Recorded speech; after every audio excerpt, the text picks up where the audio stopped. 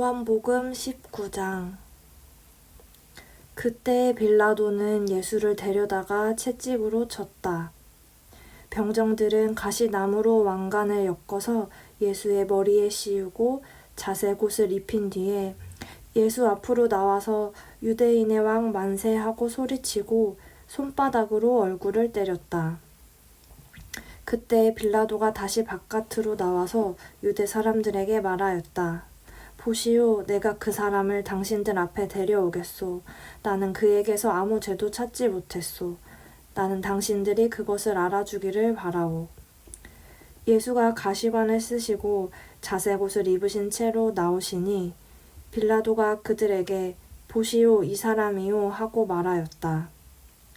대제사장들과 경비병들이 예수를 보고 외쳤다. 십자가에 못 박으시오, 십자가에 못 박으시오.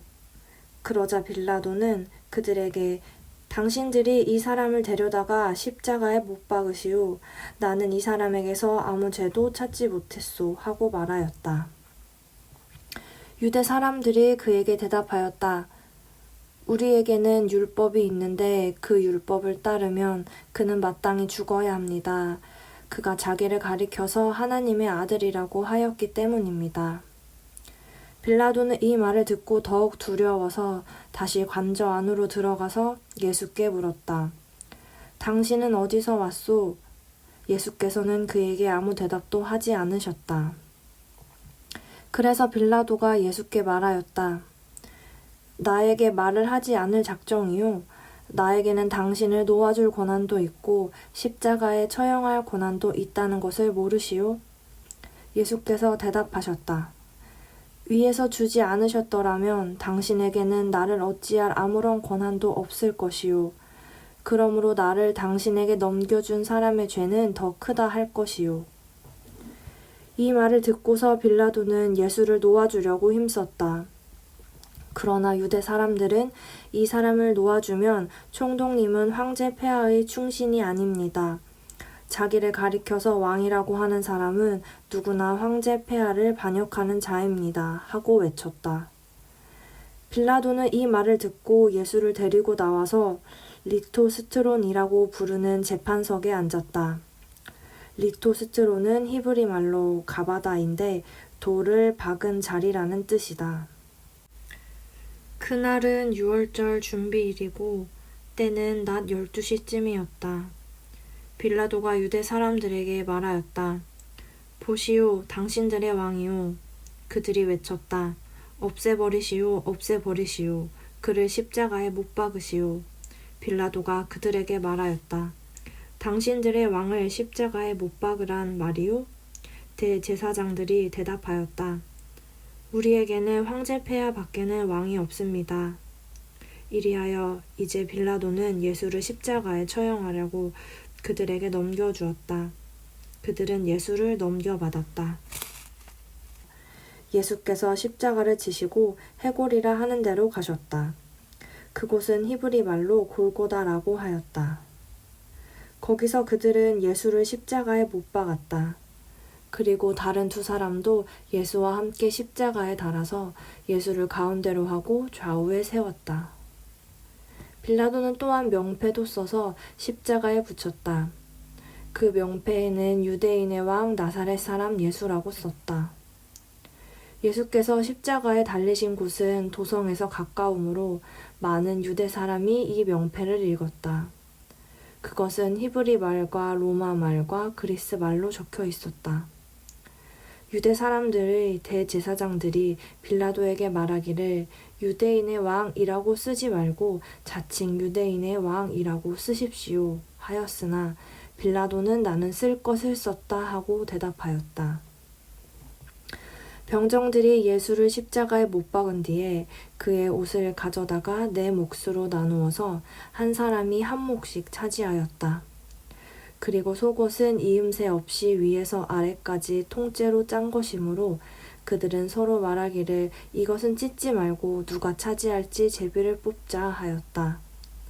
이는 그들이 나의 겉옷을 서로 나누어 가지고 나의 속옷을 놓고서는 제비를 뽑았다 하는 성경 말씀이 이루어지게 하려는 것이었다.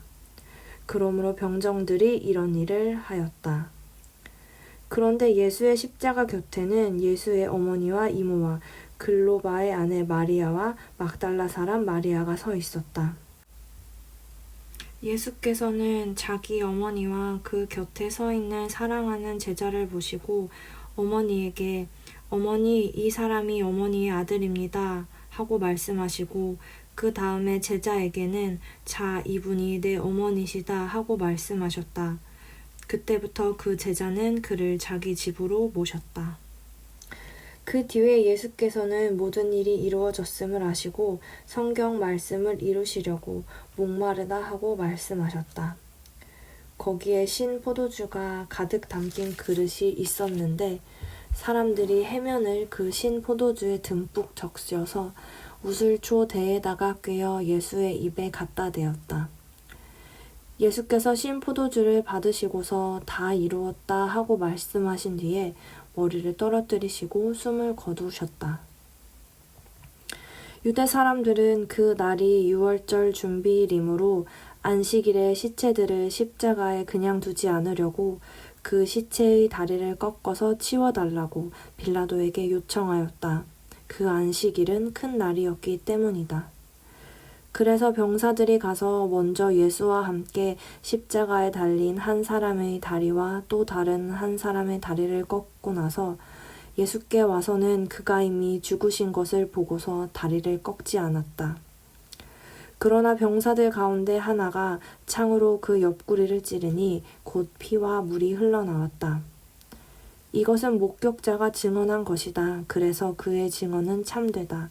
그는 자기의 말이 진실하다는 것을 알고 있다. 그는 여러분들도 믿게 하려고 증언한 것이다. 일이 이렇게 된 것은 그의 뼈가 하나도 부러지지 않을 것이다 한 성경 말씀이 이루어지게 하려는 것이었다. 또 성경에 그들은 자기들이 찌른 사람을 쳐다볼 것이다 한 말씀도 있었다. 그 뒤에 아리마대 사람 요셉이 예수의 시신을 거두게 하여 달라고 빌라도에게 청하였다. 그는 예수의 제자인데 유대 사람이 무서워서 그것을 숨기고 있었다. 빌라도가 허락하니 그는 가서 예수의 시신을 내렸다. 또 전에 예수를 밤중에 찾아갔던 니고데모도 몰약에 침향을 섞은 것을 100근쯤 가지고 왔다. 그들은 예수의 시신을 모셔다가 유대 사람의 장례 풍속대로 향료와 함께 삼배로 감았다. 예수가 십자가에 달리신 곳에 동산이 있었는데 그 동산에는 아직 사람을 장사한 일이 없는 새 무덤이 하나 있었다. 그날은 유대 사람이 안식일을 준비하는 날이고 또 무덤 가까이 있었기 때문에 그들은 예수를 거기에 모셨다. 요한복음 20장. 주간의 첫날 이른 새벽에 막달라 사람 마리아가 무덤에 가서 보니 무덤 어귀를 막은 돌이 이미 옮겨져 있었다. 그래서 그 여자는 시몬 베드로와 예수께서 사랑하시던 그 다른 제자에게 달려가서 말하였다. 누가 주님을 무덤에서 가져갔습니다. 어디에 두었는지 모르겠습니다. 베드로와 그 다른 제자가 나와서 무덤으로 갔다. 둘이 함께 뛰었는데 그 다른 제자가 베드로보다 빨리 달려서 먼저 무덤에 이르렀다. 그런데 그는 몸을 굽혀서 삼배가 놓여 있는 것을 보았으나 안으로 들어가지는 않았다. 시몬 베드로도 그를 뒤따라왔다. 그가 무덤 안으로 들어가 보니 삼배가 놓여 있었고 예수의 머리를 싸맸던 수건은 그 삼배와 함께 놓여 있지 않고 한 곳에 따로 개켜 있었다. 그제서야 먼저 무덤에 다다른 그 다른 제자도 들어가서 보고 믿었다. 아직도 그들은 예수께서 죽은 사람들 가운데서 반드시 살아나야 한다는 성경 말씀을 깨닫지 못하였다. 그래서 제자들은 자기들이 있던 곳으로 다시 돌아갔다. 그런데 마리아는 무덤 밖에 서서 울고 있었다.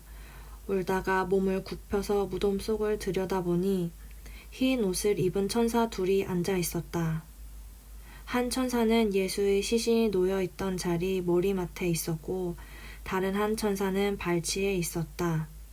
천사들이 마리아에게 말하였다. 여자여 왜 우느냐? 마리아가 대답하였다. 누가 우리 주님을 가져갔습니다. 어디에 두었는지 모르겠습니다. 이렇게 말하고 뒤로 돌아섰을 때에 그 마리아는 예수께서 서 계신 것을 보았지만 그가 예수이신 줄은 알지 못하였다. 예수께서 마리아에게 말씀하셨다. 여자여 왜 울고 있느냐? 누구를 찾느냐? 마리아는 그가 동산지기인 줄 알고 여보세요. 당신이 그를 옮겨 놓았거든. 어디에다 두었는지를 내게 말해주세요. 내가 그를 모셔가겠습니다. 하고 말하였다. 예수께서 마리아야 하고 부르셨다. 마리아가 돌아서서 히브리 말로 라부니 하고 불렀다. 그것은 선생님이라는 뜻이다. 예수께서 마리아에게 말씀하셨다. 내게 손을 대지 말아라. 내가 아직 아버지께로 올라가지 않았다. 이제 내 형제들에게로 가서 이르기를 내가 나의 아버지 곧 너희의 아버지 나의 하나님 곧 너희의 하나님께로 올라간다고 말하여라. 막달라 사람 마리아는 제자들에게 가서 자기가 주님을 보았다는 것과 주님께서 자기에게 이런 말씀을 하셨다는 것을 전하였다. 그날 곧 주간의 첫날 저녁에 제자들은 유대 사람들이 무서워서 문을 모두 닫아 걸고 있었다. 그때 예수께서 와서 그들 가운데로 들어서셔서 너희에게 평화가 있기를 하고 인사말을 하셨다. 이 말씀을 하시고 나서 두 손과 옆구리를 그들에게 보여주셨다. 제자들은 주님을 보고 기뻐하였다. 예수께서 다시 그들에게 말씀하셨다. 너희에게 평화가 있기를 빈다.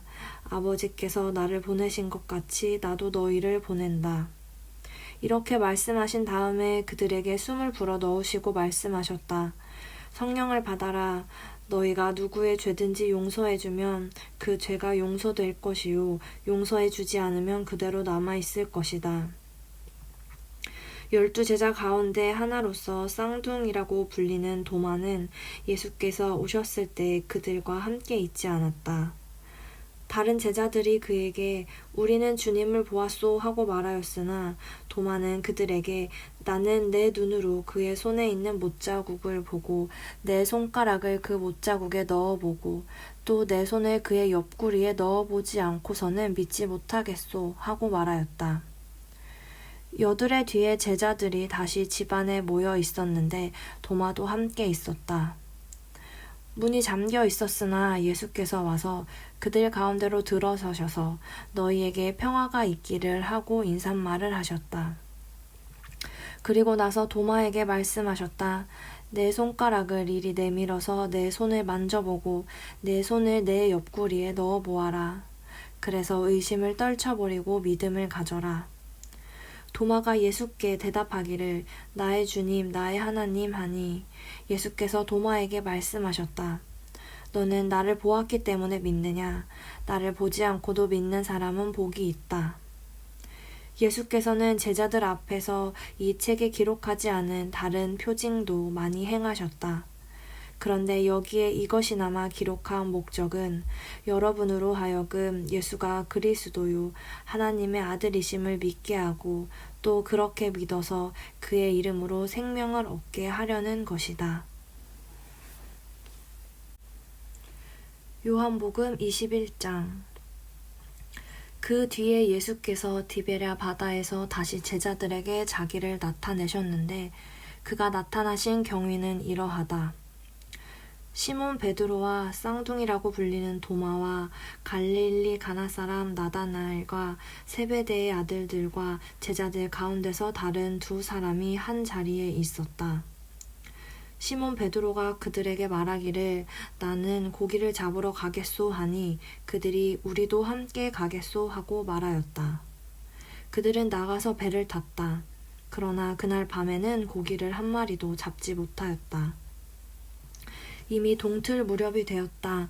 그때 예수께서 바닷가에 들어서셨으나 제자들은 그가 예수이신 줄을 알지 못하였다. 그때 예수께서 제자들에게 물으셨다. 얘들아, 무얼 좀 잡았느냐? 그들이 대답하였다. 못 잡았습니다. 예수께서 그들에게 말씀하셨다. 그물을 배 오른쪽에 던져라. 그리하면 잡을 것이다. 제자들이 그물을 던지니 고기가 너무 많이 걸려서 그물을 끌어올릴 수가 없었다. 예수가 사랑하시는 제자가 베드로에게 저분은 주님이시다 하고 말하였다. 시몬 베드로는 주님이시라는 말을 듣고서 벗었던 몸에다가 겉옷을 두르고 바다로 뛰어내렸다. 그러나 나머지 제자들은 작은 배를 탄 채로 고기가 든 그물을 끌면서 해안으로 나왔다. 그들은 육지에서 100자 남짓밖에 떨어지지 않은 곳에 들어가서 고기를 잡고 있었던 것이다. 그들이 땅에 올라와서 보니 숯불을 피워 놓았는데 그 위에 생선이 놓여 있고 빵도 있었다. 예수께서 제자들에게 말씀하셨다. 너희가 지금 잡은 생선을 조금 가져오너라. 시몬 베드로가 배에 올라가서 그물을 땅으로 끌어내렸다. 그물 안에는 큰 고기가 153마리나 들어있었다. 고기가 그렇게 많았으나 그물이 찢어지지 않았다. 예수께서 그들에게 말씀하셨다. 와서 아침을 먹어라. 제자들 가운데서 아무도 감히 선생님은 누구십니까? 하고 묻는 사람이 없었다. 그가 주님이신 것을 알았기 때문이다. 예수께서 가까이 오셔서 빵을 집어서 그들에게 주시고 이와 같이 생선도 주셨다. 예수께서 죽은 사람들 가운데서 살아나신 뒤에 제자들에게 자기를 나타내신 것은 이번이 3번째였다. 그들이 아침을 먹은 뒤에 예수께서 시몬 베드로에게 물으셨다. 요한의 아들 시몬아, 내가 이 사람들보다 나를 더 사랑하느냐? 베드로가 대답하였다. 주님, 그렇습니다. 내가 주님을 사랑하는 줄을 주님께서 아십니다. 예수께서 그에게 말씀하셨다. 내 어린 양 떼를 먹여라. 예수께서 2번째로 그에게 물으셨다. 요한의 아들 시몬아, 네가 나를 사랑하느냐? 베드로가 대답하였다. 주님, 그렇습니다. 내가 주님을 사랑하는 줄을 주님께서 아십니다. 예수께서 그에게 말씀하셨다. 내 양 떼를 쳐라. 예수께서 3번째로 물으셨다. 요한의 아들 시몬아, 내가 나를 사랑하느냐? 그때 베드로는 예수께서 내가 나를 사랑하느냐 하고 3번이나 물으심으로 불안해서 주님께서는 모든 것을 아십니다. 그러므로 내가 주님을 사랑하는 줄을 주님께서 아십니다 하고 대답하였다. 예수께서 그에게 말씀하셨다. 내 양떼를 먹여라. 내가 진정으로 내게 말한다. 내가 젊어서는 스스로 띠를 띠고 내가 가고 싶은 곳을 다녔으나 내가 늙어서는 남들이 내 팔을 벌릴 것이고 너를 묶어서 네가 바라지 않는 곳으로 너를 끌고 갈 것이다.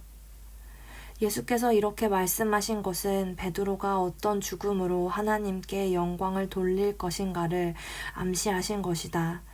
예수께서 이 말씀을 하시고 나서 베드로에게 나를 따라라 하고 말씀하셨다. 베드로가 돌아다 보니 예수께서 사랑하시던 제자가 따라오고 있었다. 이 제자는 마지막 만찬 때 예수의 가슴에 기대어서 주님을 넘겨줄 자가 누구입니까? 하고 물었던 사람이다. 베드로가 이 제자를 보고서 예수께 물었다. 주님, 이 사람은 어떻게 되겠습니까? 예수께서 말씀하셨다. 내가 올 때까지 그가 살아있기를 내가 바란다고 한들 그것이 너와 무슨 상관이 있느냐? 너는 나를 따라라. 이 말씀이 믿는 사람들 사이에 퍼져나가서 그 제자는 죽지 않을 것이라고들 하였지만 예수께서는 그가 죽지 않을 것이라고 말씀하신 것이 아니라 내가 올 때까지 그가 살아있기를 내가 바란다고 한들 그것이 너와 무슨 상관이 있느냐 하고 말씀하신 것뿐이다. 이 모든 일을 증언하고 또 이 사실을 기록한 사람이 바로 이 제자이다. 우리는 그의 증언이 참되다는 것을 알고 있다. 예수께서 하신 일은 이 밖에도 많이 있어서 그것을 낱낱이 기록한다면 이 세상이라도 그 기록한 책들을 다 담아두기에 부족할 것이라고 생각한다.